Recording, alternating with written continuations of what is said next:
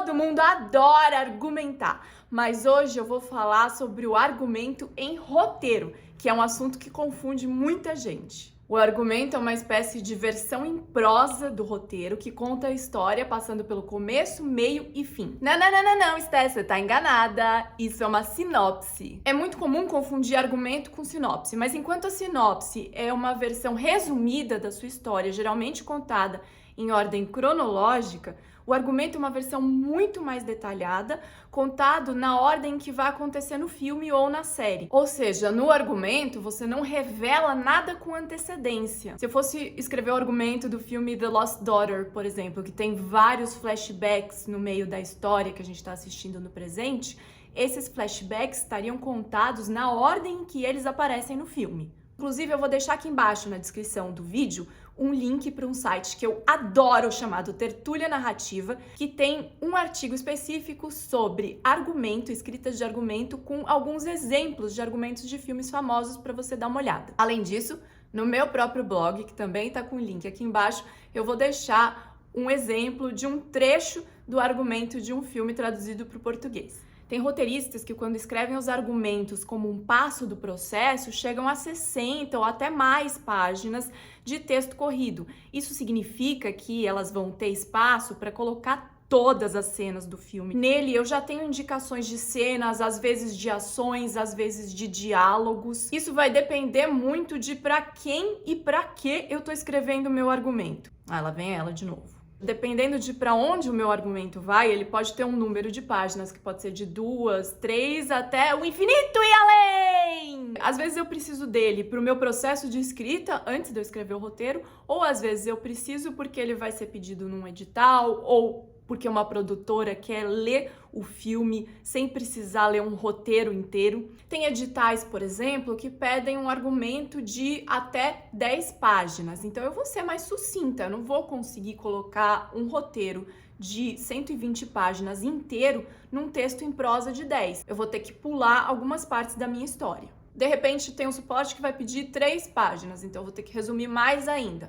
Ou é pra mim e eu preciso ser prolixa nessa parte do meu processo, eu preciso escrever 60 páginas. Eu vou escrever 60 páginas, porque é pro meu filme, pra minha série ficarem legais. Cuidado, no entanto, para não se perder em detalhes desnecessários para a história que não ajudam nada a fazer com que o seu argumento fique palatável, gostoso de ler e de imaginar.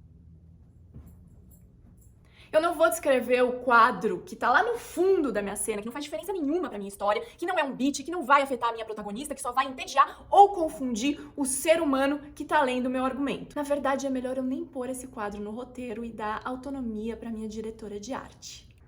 Falando sério agora, um desdobramento disso é que, embora eu possa indicar diálogos em prosa no meu argumento, não é ideal que eu fique fazendo isso toda hora, porque desvia do cerne da história e acaba ficando um pouco difícil de ler. Até porque o argumento é uma fase da escrita do roteiro. Provavelmente, se eu estou escrevendo ele, eu ainda nem fui para o meu roteiro ou com certeza não fechei esse roteiro.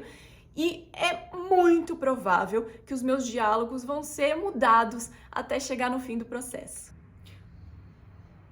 De qualquer maneira, é importante que seja um texto gostoso de ler, porque ele vai ser um pouco mais longo, mas que ele seja extremamente audiovisual, que o que esteja escrito lá possa ser enxergado e ouvido. Isso vai fazer com que ele se afaste de um texto de literatura. Então ele vai ser escrito no presente do indicativo e na terceira pessoa. O objetivo é mostrar que aquela história consegue virar um roteiro, um filme, um seriado envolvente. Por falar em série, aqui o processo vai ser um pouco diferente. Se eu pensar, mesmo que seja em uma minissérie de 6 episódios, já são mais horas do que um longa-metragem. Geralmente, quando se pede um argumento para uma narrativa seriada, está se referindo ao arco dessa série.